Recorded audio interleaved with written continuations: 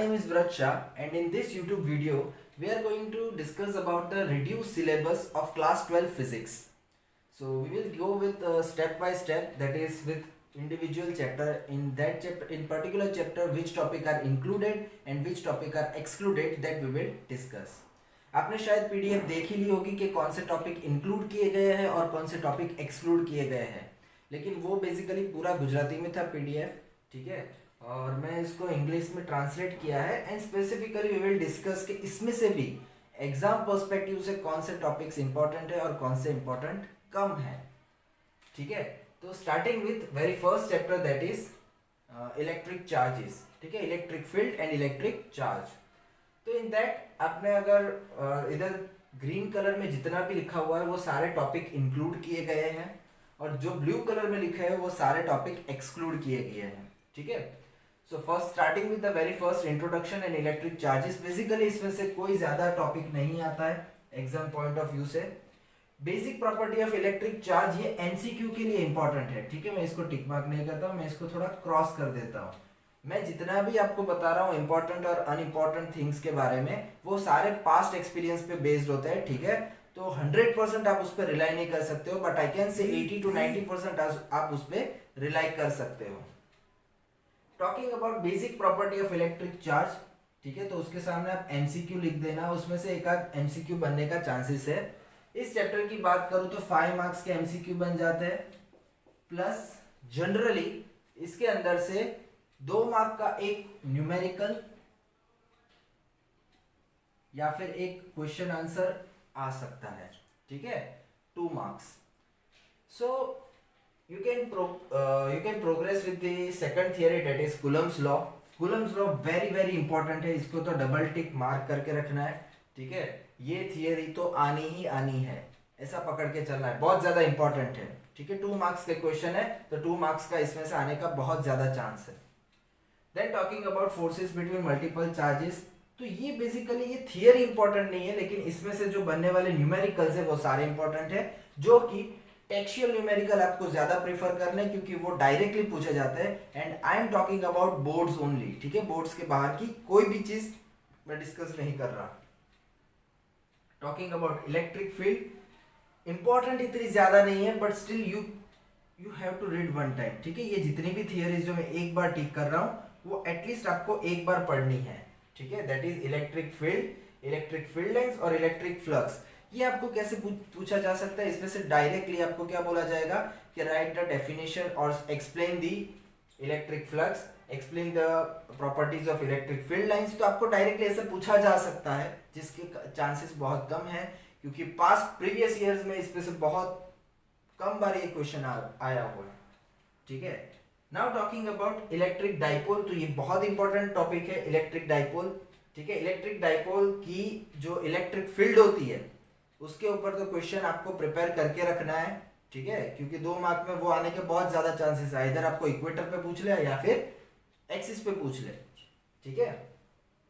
Then dipole in a uniform electric field, तो मैं इसे डबल टिक कर दूंगा, इलेक्ट्रिक डाइपोल और dipole in a uniform electric field. अगर पेपर बहुत इजी निकालना है तो ये शॉर्ट नोट पूछी जाएगी, that is dipole in a uniform electric field, you have to explain that phenomena.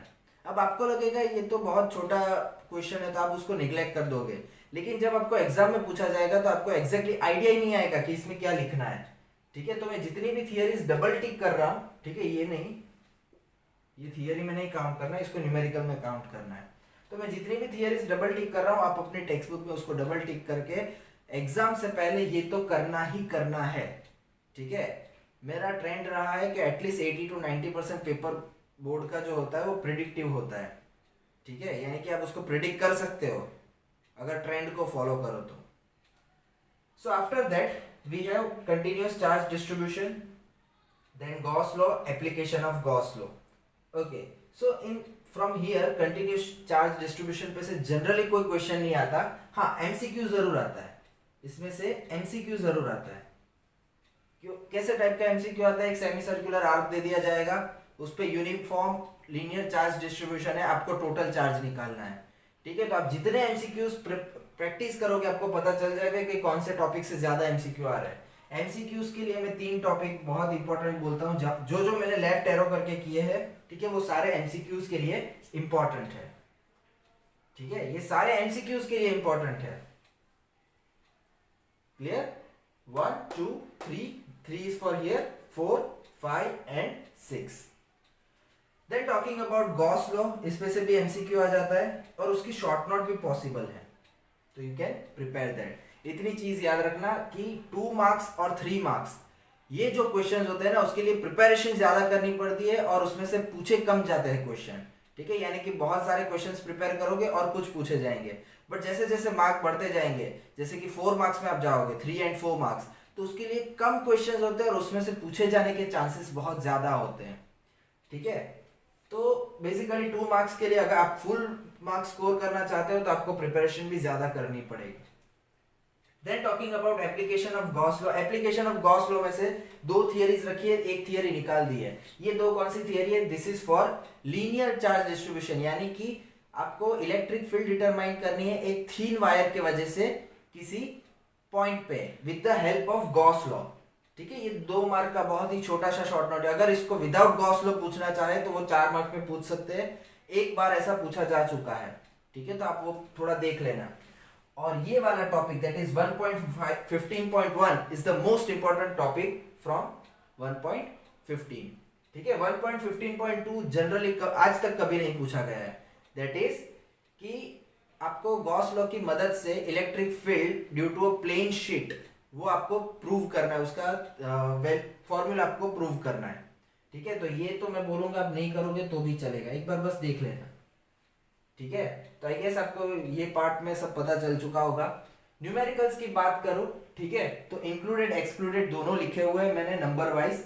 Example 1.2 1.3 1.4 1.5 नहीं है, 1.6 से 1.12 तक सारे के सारे हैं। सारे न्यूमेरिकल्स ऐसे पर आपको करने हैं जो 2 मार्क्स में पूछे जा सकते हो, और मोस्ट ऑफ इस चैप्टर में सारे वैसे ही न्यूमेरिकल्स है। एक्सरसाइज की बात कर लेते हैं, 1.1 से 1.11 तक के सब है, 1.12 नहीं है, और 1.13 खुद 1.12 पे बेस्ड है, तो आप समझ सकते हो कि वो आने का चांस भी नहीं है। देन 1.13 से 1.24 तक एडिशनल एक्सरसाइज पूरी निकाल दी है, दैट इज फ्रॉम 25 टू 34। तो आई गेस आपको फर्स्ट चैप्टर में से इंपॉर्टेंट पार्ट्स क्या क्या है वो आपको पता चल चुका होगा। ठीक है, वेटेज के साथ में बता रहा हूं कि आपको क्या क्या प्रिपेयर करना है, and this is all based on previous year papers. ठीक है, मैंने बहुत सारे पेपर्स का ट्रेंड देखा है, काफी सारे क्वेश्चंस कंपेयर किए, उस पर से मैं बता रहा हूँ। ठीक है, तो आप इसको फॉलो कर सकते हो। एंड अभी इसके बाद हम सेकंड चैप्टर के बारे में देखते हैं। So talking about second chapter में कौन सी चीज है उसके बारे में हम बात करते हैं। First of all, second chapter का जो वेटेज अभी तक रहा है वो है 5 मार्क्स के MCQ plus 1 question of 4 marks, जो कि इंटरचेंजेबल है। यानी कि कभी कभी क्या होता है कि फर्स्ट चैप्टर में से 4 मार्क्स का ले लेते हैं और सेकंड चैप्टर में से 2 मार्क्स का। That means they can very the 4 mark question from 1 2 and 3। In 3 chapter में से कोई एक 4 मार्क का होगा, and vice versa they will change the respective questions. ठीक है, तो आपको ऐसा मान के चलना है कि अगर 4 मार्क्स सेकंड चैप्टर में बोला है, so they can ask from first और third. Similarly if 2 marks is said from first chapter, then they can ask from second and third. तो ये ट्रायो है। ठीक है, ये पकड़ के चलना है। मैं क्यों कह रहा हूँ ये चीज, ये आपको आगे एग्जाम्पल और एक्सरसाइज में समझ में आ जाएगी। ठीक है, स्टार्ट करते हैं। सेकंड चैप्टर में कौन सी चीज इंक्लूड की है, तो मोस्ट ऑफ सारी थियरीज इन्होंने इंक्लूड की है, और एक्सक्लूड किया है सिर्फ 2.9 topic, that is electrostatics of conductors. ठीक है, बात करते हैं इसमें से इंपॉर्टेंट चीज कौन सी है, तो कि इंट्रोडक्शन। ठीक है, इतना इंपॉर्टेंट नहीं है। इलेक्ट्रोस्टैटिक पोटेंशियल क्या होता है, पोटेंशियल एक पॉइंट चार्ज की वजह से उसकी फॉर्मूला क्या होती है, potential due to I guess मैंने पॉइंट चार्ज 2 बार लिख दिया है, due to system of charges equipotential surface क्या होता है। ठीक है, एक डाइपोल होना चाहिए, so I guess this is a dipole. Potential energy due to dipole, ये एक इंपॉर्टेंट टॉपिक है, इसका डेरिवेशन 4 मार्क्स में पूछा जा सकता है।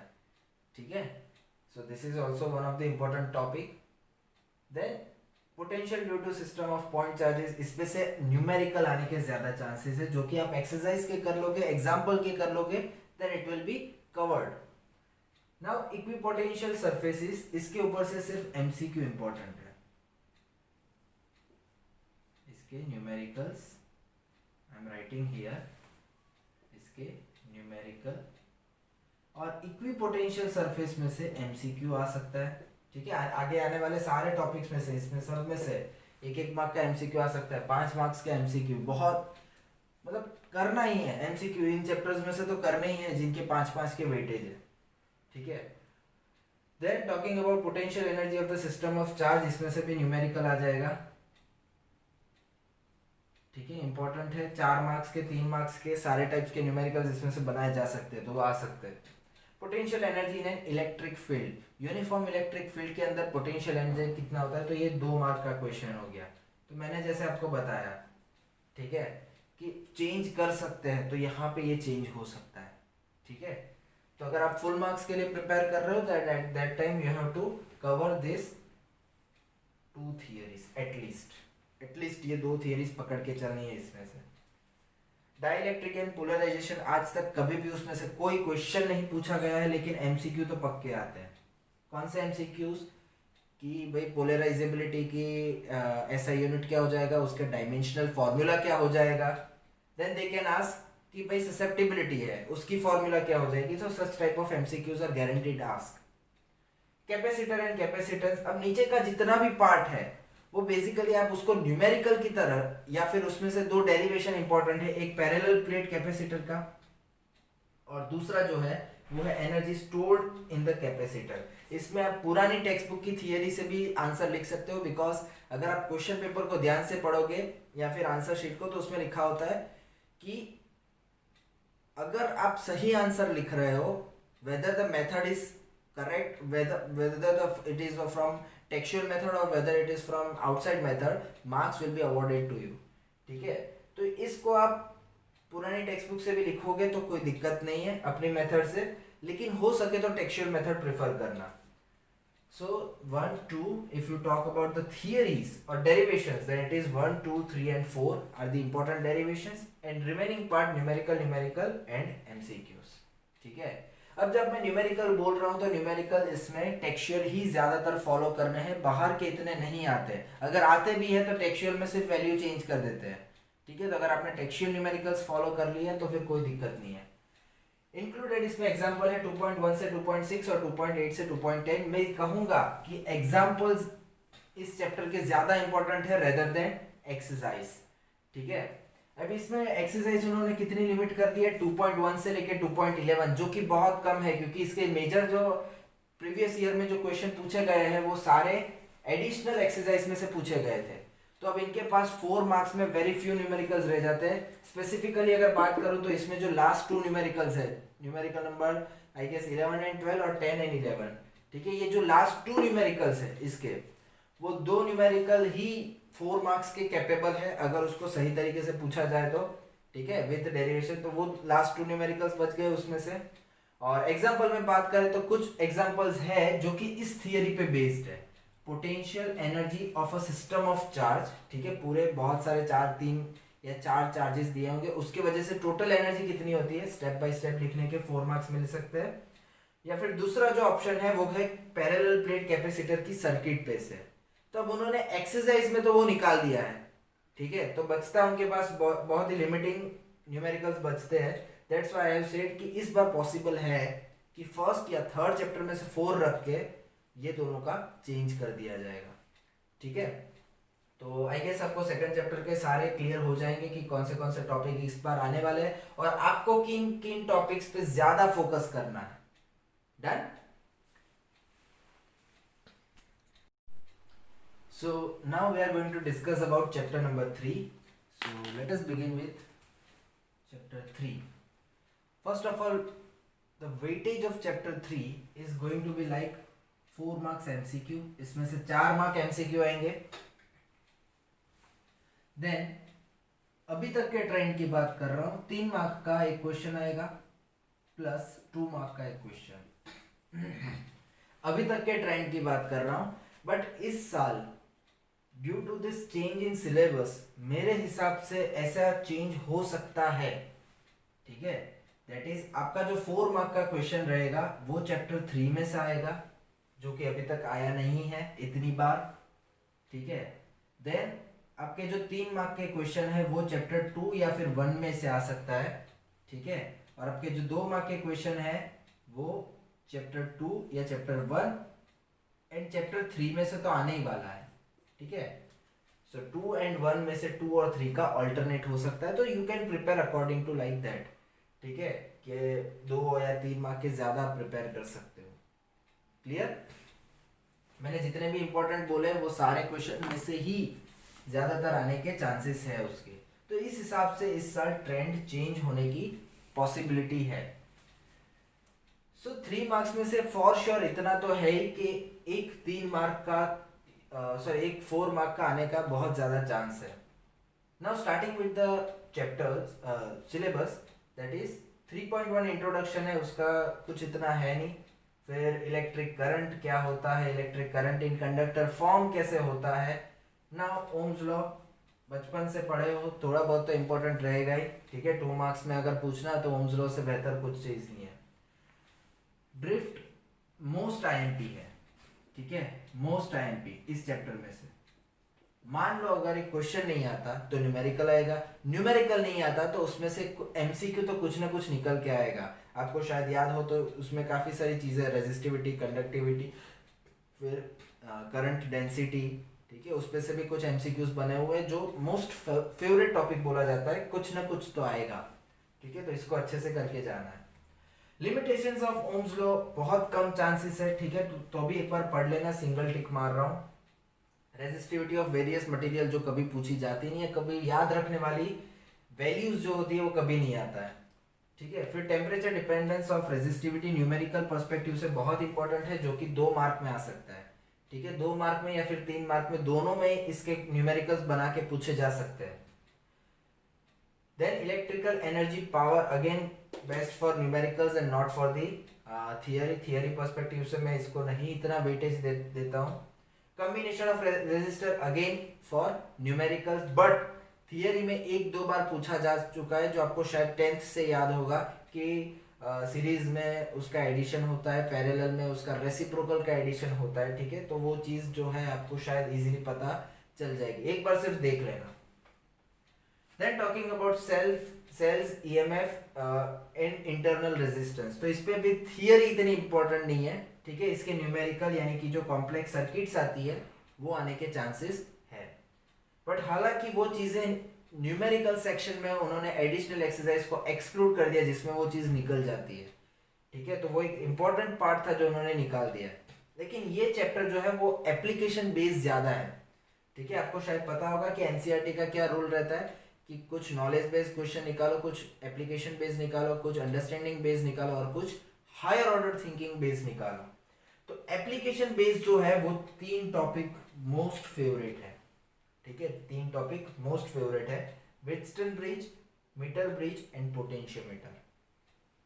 अभी किरचॉफ लॉ को निकाल दो, किरचॉफ लॉ कभी डायरेक्टली नहीं पूछा जाता, फिर भी आपको पता होना चाहिए केवीएल एंड केसीएल, ठीक है। व्हिटस्टन ब्रिज की बात करो 2 मार्क्स में हॉट फेवरेट है, 2 मार्क्स में आने के बहुत ज्यादा चांसेस है। मीटर ब्रिज अगेन 2 मार्क्स, ठीक है। अगर डायग्राम, प्रिंसिपल और उसके साथ पूछा जाए तो 3 मार्क्स में भी पूछ सकते हैं, वर्किंग और उसका मतलब मैथमेटिकल एक्सप्रेशन ऑब्टेन करने का। पोटेंशियोमीटर आया तो पक्का है 4 मार्क में आएगा या फिर 3 मार्क में आएगा। So I will write 3 and 4, 2 and 3, 2 and 3, ठीक है। इसके न्यूमेरिकल्स भी थे जो कि एक्सरसाइज में से उन लोगों ने एक्सक्लूड कर दिए हैं, निकाल दिए हैं, ठीक है। तो एक्सरसाइज में उन लोगों ने क्या क्या इंक्लूड किया है, 3.1 से लेकर 3.10 यानी कि सारे के सारे एग्जांपल्स ले लिए, एग्जांपल्स में कुछ नहीं छोड़ा है, ठीक है। एक्सरसाइज में 3.1 से लेकर 3.15 तक यानी कि बिफोर एडिशनल एक्सरसाइज सारी चीजें ली हुई है, और आफ्टर, ठीक है, जो एडिशनल एक्सरसाइज है वो पूरी की पूरी रिमूव कर दी है, ठीक है। तो इस हिसाब से आप प्रिपेयर कर सकते हो, आपको शायद थोड़ा बहुत आइडिया आ गया होगा, ठीक है। इनफाइनाइट सीरीज वाले जो न्यूमेरिकल है कि इनफाइनाइट सीरीज ऑफ रेजिस्टर है, वो one of the best choice है इस टाइप के पेपर पैटर्न में फिट करने के लिए, ठीक है, तो इस चैप्टर में से मैंने आपको बता दिया, एक थियरी के लिए एक ये चीज पकड़ के चलना है, ठीक है। Then you can think for this 3 parts, इसमें से थियोरी में कुछ भी आ सकता है, ठीक है, किसी भी एक की थियरी आने के बहुत ज्यादा चांस है। और जब मैं इसमें से 2 क्वेश्चन बोल रहा हूं तो इतना हमेशा समझ के चलना कि एक थियोरेटिकल या डेरिवेशन क्वेश्चन आएगा तो दूसरा गारंटीड न्यूमेरिकल आएगा। अगर एक न्यूमेरिकल आ रहा है तो एक थियोरेटिकल क्वेश्चन आएगा ही आएगा। तो ये था थर्ड चैप्टर के बारे में। अगर कुछ आपको डाउट रह जाता है या फिर आपको लगता है ऐड करना, ठीक है, तो आप नीचे कमेंट सेक्शन में जरूर ऐड कर सकते हो। Hello, so now we are going to discuss about chapter 4। Fourth chapter में कौन से टॉपिक इंक्लूड किए गए हैं और कौन से टॉपिक निकाले गए हैं वो डिस्कस करेंगे। सो स्टार्टिंग विद, पहले तो उसका वेटेज जान लेते हैं। 4 marks MCQ plus again 3 mark question and 2 mark question. General weightage इसका इस चैप्टर का यही रहता है। नाउ इस चैप्टर में मोस्ट ऑफ सारे टॉपिक्स रखे हैं, ठीक है, पर आपको जिस टॉपिक का सबसे ज्यादा डर था, ठीक है, वही टॉपिक निकाल दिया है, that is cyclotron. Basically cyclotron समझ सबको आ जाता है, ठीक है, इतनी मुश्किल थियरी नहीं है, थोड़ी है लेकिन सबको समझ आ जाता है। लेकिन वो कैसे लिखे, सबसे ज्यादा दिक्कत आपको वहीं पे होती होगी। पर आपके लिए अच्छा है कि वो थियरी को ही निकाल दिया है, that is cyclotron was one of the application, उसी को इन लोगों ने रिमूव कर दिया है। बाकी पूरा का पूरा चैप्टर है, ठीक है। तो हम डिस्कस कर लेते हैं कि एग्जाम पॉइंट ऑफ व्यू से कौन सी चीजें हमारे लिए इंपॉर्टेंट है। तो मैं कहना चाहूंगा कि इस चैप्टर में मोस्ट ऑफ सारी चीजें इंपॉर्टेंट है, बिकॉज सारी की सारी 3 या 2 मार्क में पूछी जा सकती है, ठीक है। फिर भी इस वाली एग्जाम में क्या ज्यादा करना चाहिए वो मैं डिस्कस करता हूँ। सबसे पहले इंट्रोडक्शन मैग्नेटिक फोर्स। अब इसके अंदर लॉरेंट्ज फोर्स की डेफिनेशन दी गई है, ठीक है। तो व्हाट इज लॉरेंट्ज फोर्स, ये आपको एक्सप्लेन करने के लिए 2 मार्क में बोल दिया जाएगा, ठीक है, 2 मार्क्स के अंदर। Then talking about motion in a magnetic field. अब motion in a magnetic field and electric field, ये दोनों चीज, ठीक है, ये दोनों चीज एक एक है, अलग अलग है। वो दोनों की दोनों 3 या 2 मार्क में पूछी जा सकती है, ठीक है, ज्यादातर 3 मार्क में। जिसके अंदर क्या चीज इंक्लूड होती है कि कोई भी अगर चार्ज पार्टिकल्स मैग्नेटिक फील्ड में एंटर होता है तो वो सर्कुलर मोशन करता है, ठीक है, अगर परपेंडिकुलर एंटर हुआ तो। अगर प्रेजेंट में इलेक्ट्रिक फील्ड है तो उसमें से वेलोसिटी सिलेक्टर है, ये वाला पार्ट डिफरेंट हो जाता है, ठीक है, वेलोसिटी सिलेक्टर वाला। तो ये 2 चीज, ठीक है, पकड़ के चलना है कि बहुत ज्यादा इंपॉर्टेंट है बेस्ड फॉर थियोरेटिकल पर्सपेक्टिव। और ये चैप्टर में से थियोरेटिकल और न्यूमेरिकल, ठीक है, 2 चीज आ सकती है। न्यूमेरिकल में बायो सावर्ट्स लॉ पे से ज्यादातर पूछे जाने के चांस है, दैट इज 2 रिंग होगी, एक्स रिंग है, वाई रिंग है, ठीक है, दोनों की वजह से मैग्नेटिक फील्ड किसी पॉइंट पे, ठीक है, सेंटर पॉइंट पे कितनी होगी, ऐसे टाइप के क्वेश्चन जनरली पूछे जाते हैं, ठीक है। नाउ टॉकिंग अबाउट थियरी, तो थियरी में ये दोनों टॉपिक सबसे ज्यादा इंपॉर्टेंट है, ये भी इंपॉर्टेंट है, ठीक है, 2 मार्क हम छोड़ना ना चाहे तो। उसके बाद बात करते हैं करंट एलिमेंट की, magnetic field due to current element, यानी कि ये बायो सावर्ट्स लॉ की बात कर रहे हैं, ठीक है। तो ये तो जैसे कूलम्स लॉ है वैसे बायो सावर्ट्स लॉ है, ठीक है, पूछे जाने के चांस है। मैं इसको लेस वेटेज देता हूं because with respect to this other theories are more important, ठीक है, from this particular chapter. So magnetic field on the axis of circular loop, most most most IMP, करना ही करना है, डबल टिक मार लो, triple टिक मार लो, करना ही है, ठीक है। Then about Ampere circuital law, yes a little bit important, यानी कि उसके जो 4 रूल्स है, ठीक है, वो पूछे जा सकते हैं। तो एम्पियर सर्किटल लॉ एक इंपॉर्टेंट टॉपिक है, ये भी पूछा जा सकता है। Then solenoid and toroid, again important based on theoretical perspective, 3 mark में आ जाएगा। Explain how the magnetic field setup in the solenoid या फिर इन टॉरॉइड, ठीक है, टॉरॉइड में अंदर और बाहर क्यों नहीं होता है, सिर्फ सेंटर में से ही क्यों पास होता है। So such type of questions can be asked. Now force between 2 parallel current carrying wire, अब इसमें से एमसीक्यू आएगा, पक्का है, एमसीक्यू आने का बहुत ज्यादा चांस है। एमसीक्यू ये वाले चैप्टर में से भर भर के आ सकता है, बिकॉज बहुत सारी फॉर्मूलाज है, आपको याद रखनी पड़ेगी कि सोलेनॉइड के लिए मैग्नेटिक फील्ड की फॉर्मूला क्या है। खास करके इसमें 2 चीज आप सबसे ज्यादा ध्यान रखना, एक होता है फील्ड, एक होता है फोर्स, ठीक है, इन 2 चीज को कंबाइन मत कर देना। फील्ड पूछा है, फोर्स की फॉर्मूला लगा रहे हो, ठीक है, मोशनल ईएमएफ की फॉर्मूला लगा रहा है, तो ये सारी चीजें ऐसी गलती ना होनी चाहिए। ठीक है, तो इसमें से वो जो फॉर्मूलाज है उस पे से बहुत ही इजी वाला एमसीक्यू आएगा। ठीक है, इतना टफ नहीं आता है। तो ये एमसीक्यू के लिए ये चैप्टर बहुत ही थोड़ा देखने लायक है। ठीक है, इसमें से छूटना नहीं चाहिए। Then torque on current carrying current loop, also they are discussing about magnetic dipole. ठीक है, ये थोड़ा लेस इंपॉर्टेंट है लेकिन है। दैट इज टॉर्क जो लगता है यूनिफॉर्म मैग्नेटिक फील्ड में रखी हुई करंट लूप पे, उसके लिए आपको डिस्क्राइब करनी है फॉर्मूला। ठीक है, क्योंकि उसी के बाद आप गैल्वेनोमीटर के डिजाइन कर पाओगे। इन गैल्वेनोमीटर अगर एप्लीकेशन बेस्ड क्वेश्चन पूछना है तो मोस्ट इंपॉर्टेंट होगा। समझ लो, एक पूछनी है थियरी, एक पूछना है न्यूमेरिकल। ठीक है, तो न्यूमेरिकल ऊपर वाले पार्ट में बहुत सारी जगह से पूछा जा सकता है, लेकिन थियरी पूछनी है तो galvanometer is one of the best theory that is left after the cyclotron. Cyclotron को रिमूव कर दिया, इसलिए सबसे बेस्ट इसमें से जो थियरी बन सकती है, ठीक है, 3 मार्क के लिए, वो है गैल्वेनोमीटर की। गैल्वेनोमीटर में टोटल 3 टाइप के, अगर इसमें से न्यूमेरिकल भी बनाने हैं तो कन्वर्जन का जो न्यूमेरिकल है वो आ सकता है। ठीक है, गैल्वेनोमीटर को एम मीटर में बनाना, गैल्वेनोमीटर को वोल्ट मीटर में बनाना, ये 2 कन्वर्जन के न्यूमेरिकल आ सकते हैं। आप लिख सकते हो न्यूमेरिकल, ठीक है, बेस्ड ऑन कन्वर्जन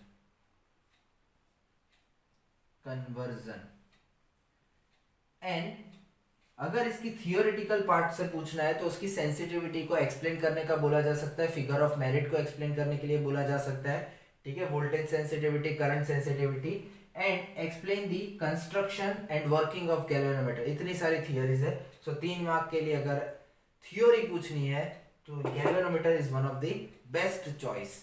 ठीक है, न्यूमेरिकल के लिए तो आपके पास खैर है इतनी सारी चॉइस। अगर मान लो इतना समझ लो, या तो एक्सिस ऑफ सर्कुलर लूप या तो गैल्वेनोमीटर, ये दोनों में से एक थियरी पक्की है। ठीक है, एक थियरी पक्की है। अगर ये पूछ लिया जाता है तो न्यूमेरिकल में ये पूछा जाएगा। ठीक है, अगर ये पूछ लिया जाता है तो न्यूमेरिकल में इसमें से कुछ भी आ सकता है। Clear? So dependent on this you can prepare yourself for this chapter. ठीक है, एडिशनली अगर एग्जाम्पल्स की बात करें तो इस चैप्टर के अगेन एग्जाम्पल ज्यादा इंपॉर्टेंट है देन एक्सरसाइज। ठीक है, लेकिन एक्सरसाइज भी आप हल्के में नहीं ले सकते, सारे के सारे बिफोर एडिशनल एक्सरसाइज न्यूमेरिकल्स को ऐड कर लिया है। ठीक है, तो आई गेस कि 4th चैप्टर के लिए आपको सब कुछ क्लियर हो गया होगा, कौन सी थियरी प्रिपेयर करनी है और कौन सी नहीं। वंस अगेन मैं रिपीट कर लेता हूं कि अगर मोस्ट इंपॉर्टेंट को मैं रैंकिंग दूं तो first, second, third theory base पे मैं सिर्फ 3 चीज को दूंगा। ये 2 के अंदर भी चांसेस है। ठीक है, वेलोसिटी सिलेक्टर है और इसके अंदर अगर कोई यूनिफॉर्म मैग्नेटिक फील्ड में जाएगा तो वो सर्कुलर लूप में घूमेगा। ठीक है, तो ये दोनों में भी चांस है, लेकिन इसका जो क्वेश्चन बनेगा वो कैसा हायर ऑर्डर थिंकिंग के बेस बनेगा। मतलब कि आपको उसमें से ऐसा डायरेक्टली नहीं पूछेंगे, कैसे पूछेंगे कि explain the flow, explain the movement of charge particle from a uniform magnetic field. ठीक है, तो कोई डायरेक्ट नाम नहीं लिया है, आपको उसमें से समझना है कि अगर कोई भी charge particle uniform magnetic field में परपेंडिकुलरली पास हो रहा है तो वो सर्कुलर मोशन परफॉर्म करेगा। ठीक है, तो ये दोनों में से अगर थियरी पूछनी है तो it will be based on higher order thinking, ये दोनों में से डायरेक्ट पूछी जा सकती है। ठीक है, तो चांसेस इन दोनों का ज्यादा लेके चलना। 1, 2, 3 एंड 4 मेरे अकॉर्डिंग ये 4 थियरी इस चैप्टर के लिए इंपॉर्टेंट है। बाकी न्यूमेरिकल जैसे मैंने बताया एक ये, बाद में इन सारे के ऊपर से फॉर्मूला बेस्ड न्यूमेरिकल्स तो बन ही सकते हैं। सो आई होप 4th चैप्टर को आपको समझ में आ चुका होगा। तो अब हम 5th चैप्टर की ओर आगे बढ़ते हैं।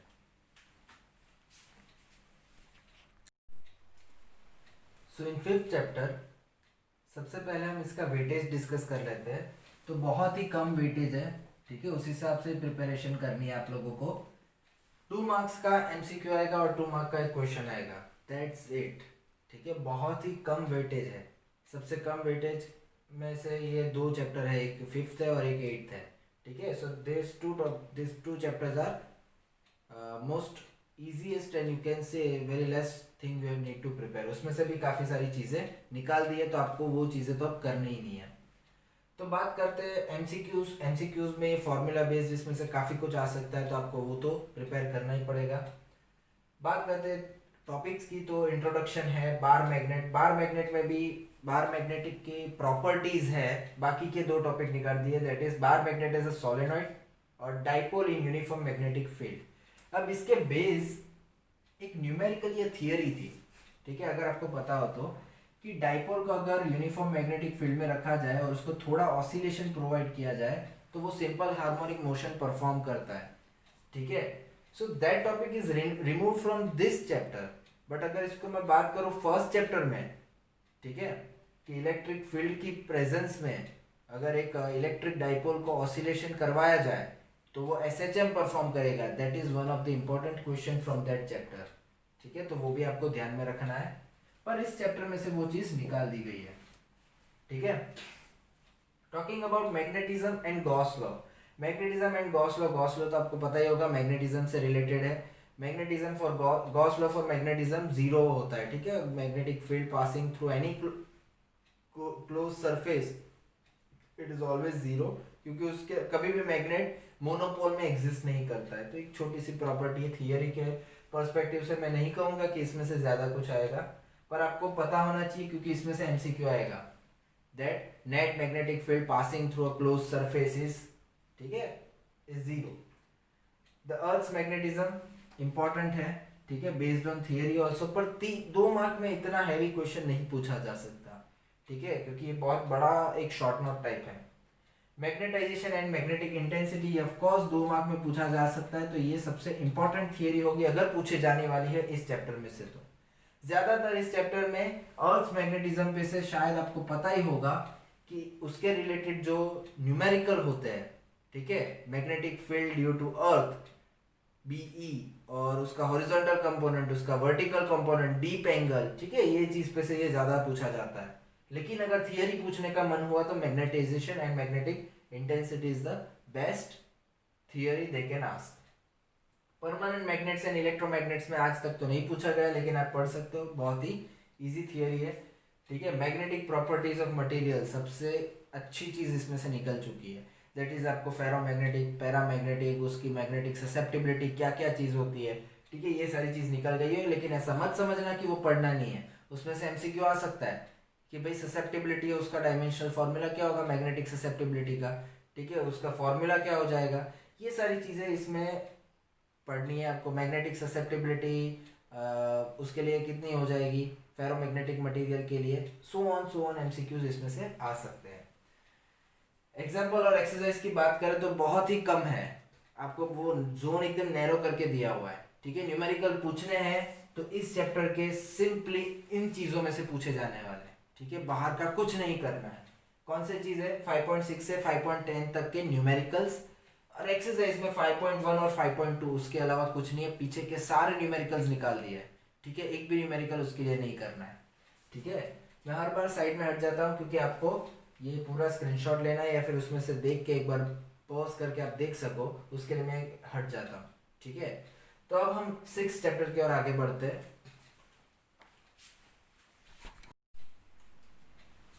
सो 6 चैप्टर की अगर बात करते हैं तो 6 चैप्टर में अगेन सेम टाइप का वेटेज है, 2 marks MCQ, 2 marks question answer, ठीक है। तो इसमें 2 मार्क्स का जो क्वेश्चन रहेगा वो बेसिकली एक न्यूमेरिकल ही रहेगा, मोस्ट ऑफ टाइम्स न्यूमेरिकल आता है, या फिर एक ही पॉसिबल थियरी आती है, that is Faraday's law of electromagnetic induction, ठीक है। इसके 2 स्टेटमेंट्स है, 2 टाइप से उसको लिखा जा सकता है, तो वो दोनों स्टेटमेंट आपको अच्छे से लिखना है, ये एक ही आंसर इस चैप्टर में से अच्छे से प्रिपेयर करना है, ठीक है। तो ये तो करना ही करना है। दूसरा, जितने भी पार्ट है वो 3 मार्क्स के लिए, दैट इज लेंज लॉ अगर पूछा जाए, लेंज लॉ और उसका कंजर्वेशन ऑफ एनर्जी प्रूव करना है, ठीक है, यानी एक्सप्लेन करना है, तो वो 3 मार्क में हो जाएगा, ठीक है। दो यू शुड रीड वंस, ठीक है, एक बार रीड कर लेना। मोशनल ईएमएफ की बात करते हैं तो इसका डेरिवेशन भी 3 मार्क में ही होगा, 2 मार्क में नहीं आएगा। But if I talk about motional EMF numerical तो वो आ सकते हैं, ठीक है, इसके न्यूमेरिकल्स आने के चांसेस बहुत ज़्यादा है इस चैप्टर में से। Energy consideration, it is a quantitative analysis, अभी तक तो नहीं आया, तो आगे भी आने के चांसेस बहुत ही बहुत कम है, ठीक है। इंडक्टेंस की बात करते हैं तो इंडक्टेंस आ सकता है, explain self inductance, explain mutual inductance in 2 marks, ठीक है। Also it's numericals are also important. AC generator is a kind of 4 mark question, ठीक है, तो आने का चांस बहुत ही ज़्यादा कम है। क्लियर, 4 मार्क्स में बहुत ही अलॉटेड क्वेश्चंस है ऑलरेडी प्रेजेंट, तो इसका चांस बहुत कम हो जाएगा, ठीक है। So I can say there are only 2 theories that are important from this chapter. Eddy current निकाल दिया, यानी ये भी एक ऑप्शन खत्म हो गया। Experiments of Faraday and Henry निकाला है, गलती से भी इसको फैराडेज लॉ मत समझ लेना। जो एक्सपेरिमेंट्स परफॉर्म करके फैराडे और हेनरी ने एक्सप्लेन किया था वो निकले हैं, ठीक है। एग्जाम्पल और एक्सरसाइज समझ लो पूरी की पूरी डाल ही दी है, ठीक है। सिर्फ एडिशनल एक्सरसाइज को उन्होंने रिमूव कर दिया है, क्योंकि बेसिकली उसके अंदर जो भी क्वेश्चंस रहते हैं एडिशनल एक्सरसाइज के अंदर, वो सारे के सारे कैसे क्वेश्चंस होते हैं, वो ज़्यादातर थियोरेटिकल अप्रोच ज़्यादा होता है उसके अंदर, means they want to understand theory, ठीक है। उस टाइप के क्वेश्चन ज़्यादा थे तो जो निकाल दिए हैं। तो आई गेस आपको 6th चैप्टर समझ में आ गया हो, तो हम 7th चैप्टर की ओर आगे बढ़ते हैं। So in 7th chapter, if we discuss about the weightage, it is like 3 marks MCQ and 1 4 marks reserved for question answer. Till now this was the weightage, ठीक है। इसमें चेंज होने का बहुत ही कम चांसेस है, ठीक है। अगर इसमें चेंज करना है तो इसके ऑल्टरनेट में कोई भी ऐसा चैप्टर अवेलेबल नहीं है जो इसको सेटिस्फाई कर सके, ठीक है। उनके जो पेपर का पैटर्न होता है बनाने का, ठीक है, उसमें ये चैप्टर को जनरली कोई एक्सचेंज नहीं कर सकता।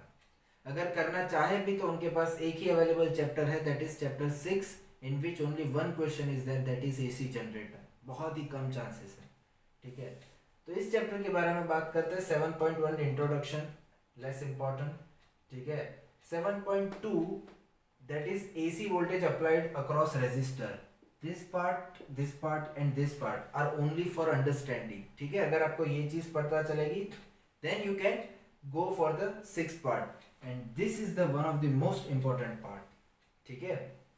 ये भी अंडरस्टैंडिंग के लिए है, यानी कि आप एसी वोल्टेज रेजिस्टर पे अप्लाई करोगे, इंडक्टर पे अप्लाई करोगे, कैपेसिटर पे अप्लाई करोगे, तो इंडिविजुअल उसकी वजह से क्या क्या एनर्जी के कॉन्सिक्वेंसेस होते हैं, ठीक है। मतलब एनर्जी कैसे एक्सचेंज होती है, उसका कर्व बनाओ, V वर्सेस I में कौन लैग करता है कौन लीड करता है, उस पर से MCQ बनेगा ही बनेगा।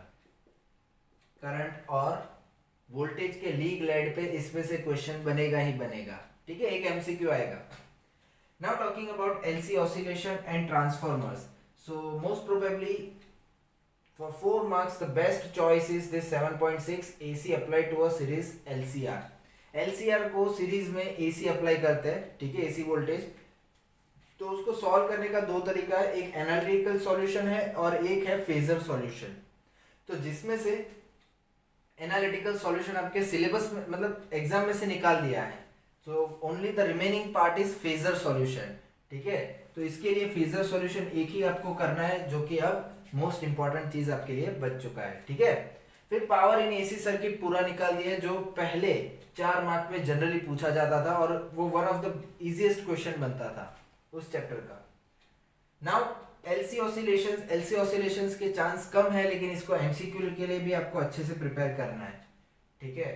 Then transformers, now transformers is also one of the important not theory but it is important for the base of numerical। अगर आपको थियरी अच्छे से आती होगी तो आप न्यूमेरिकल्स में इसके लिए अच्छे से इसको प्रिपेयर कर पाओगे, ठीक है। तो न्यूमेरिकल में इसको 4 मार्क में पूछा जाता है, सोचो एक एक करके 4 कंपोनेंट्स दिए होंगे, आपको फाइंड करना होगा, ठीक है। फिर ट्रांसमिशन पावर का, ट्रांसमिशन चैनल का एक बहुत ही बड़ा न्यूमेरिकल है, ठीक है, एक्सरसाइज का, वो निकाला भी नहीं है, तो वो पूछा जाने की चांसेस है 4 मार्क्स में। तो 4 मार्क्स में आपके पास क्या ऑप्शंस बचे, only this 2 options, that's it, ठीक है। तो 7 चैप्टर आपका यहाँ पे कंप्लीट हो जाता है। बात करते हैं उसके एग्जाम्पल और एक्सरसाइज की, तो आप देख सकते हो एग्जाम्पल और एक्सरसाइज मोस्ट प्रोबेबली उसमें से एग्जाम्पल रखे, लेकिन एक्सरसाइज में से काफी सारी चीजें उन्होंने नहीं, एग्जाम्पल भी और एक्सरसाइज दोनों उन्होंने रखे ही है, ठीक है, इसमें से कुछ नहीं निकाला है। एक्सक्लूड बहुत कम चीजें की है न्यूमेरिकल बेसिस पे, बट अगर आप देखने जाओ तो मेरे हिसाब से ज्यादा फोकस आपको इसमें थियरी पे करना चाहिए, ठीक है। 4 मार्क्स का सवाल है। देन बात करते हैं चैप्टर 8 की, तो 8 चैप्टर का वेटेज बहुत ही लिमिटेड है, that is like 5th chapter 2 marks MCQ plus 2 marks question answer, ठीक है। तो 2 मार्क्स MCQ आपको पता ही होगा, बहुत ही इजी पूछे जाते हैं 8 चैप्टर में से। 8 चैप्टर का नाम है इलेक्ट्रोमैग्नेटिक वेव्स, तो जिसमें से 8.3 EM वेव्स, इसके जो इक्वेशन है, स्टैंडर्ड इक्वेशन इलेक्ट्रोमैग्नेटिक वेव के, उसके ऊपर से 2 मार्क का न्यूमेरिकल आता है, ठीक है। इसके ऊपर से 2 मार्क का न्यूमेरिकल आता है, तो आपको वही प्रिपेयर करना है। अगर इलेक्ट्रोमैग्नेटिक स्पेक्ट्रम की बात करो तो वो स्पेक्ट्रम में से आपको बेसिक उसके अंदर की प्रॉपर्टीज में से एमसीक्यू पूछा जा सकता है, ठीक है। और उसी स्पेक्ट्रम में से किसी भी एक टाइप की वेव को एक्सप्लेन कर देने को बोल दिया जाए, for example explain radio wave, long radio wave, explain let us से योर माइक्रोवेव, ठीक है। तो किसी भी एक चीज को एक्सप्लेन करने के लिए बोला जा सकता है इन 2 मार्क्स। तो मैं कहूँगा दोनों ही पढ़ लेना, ठीक है। दोनों ही इंपॉर्टेंट है एग्जाम पर्सपेक्टिव से। डिस्प्लेसमेंट करंट पूरा टॉपिक निकाल दिया है, जो एक्सप्लेनेशन में थोड़ा आपको दिक्कत पड़ सकता था, लेकिन अब पूरा निकल चुका है, ठीक है। क्योंकि इसको समझने के बाद ही आप लिख सकते हो, उसको रट्टा नहीं मार सकते, ऐसा टॉपिक था, लेकिन अब वो निकल चुका है। बात करते हैं एग्जाम्पल और एक्सरसाइज की। तो इसके एग्जाम्पल और एक्सरसाइज जो इसमें बोले वो करने ही करने हैं, ठीक है। बहुत ही सिंपल फॉर्मूला बेस्ड इसके क्वेश्चंस होंगे जो आप आसानी से कर लोगे, ठीक है। तो एक चैप्टर तो स्कोरिंग नहीं कह सकते, ज्यादा मार्क्स है नहीं, ठीक है, लेकिन स्कोर कर लेने हैं, 4 मार्क्स तो इसके पक्के ही है, ठीक है। सो यहाँ पे हमारा फर्स्ट सेमेस्टर का जो भी इस साल का वेटेज और सिलेबस रहेगा, ठीक है, आपके बोर्ड एग्जाम के लिए, वो मैंने पूरा कर दिया है। तो अगर आपको ये एक्सप्लेनेशन सिलेबस का अच्छा लगा हो तो आप नीचे कमेंट करके ज़रूर बताना। और मैं आने वाले नेक्स्ट वीडियो में सेकंड सेमेस्टर, ये सिर्फ फर्स्ट सेमेस्टर का था, ठीक है, 1 से 8 चैप्टर का, तो अगर आपको बहुत अच्छा लगा हो तो आप कमेंट सेक्शन में ज़रूर बताना। मैं थोड़े ही दिनों में आपके लिए सेकंड सेमेस्टर के जितने भी चैप्टर्स है उसके लिए भी ऐसे ही डिटेल एक्सप्लेनेशन की, कौन से टॉपिक आपको कौन से चैप्टर में प्रिफर करने हैं उसके ऊपर लेके आऊँगा, ठीक है। और अगर आपको पसंद आया हो तो आपके दोस्तों को भी शेयर करना मत भूलना, क्योंकि शेयर करोगे, जितना ही शेयर करोगे उतना ही मुझे भी मोटिवेशन बनेगा और ऐसे ही वीडियो बनाने का, ठीक है। So thank you and have a great day.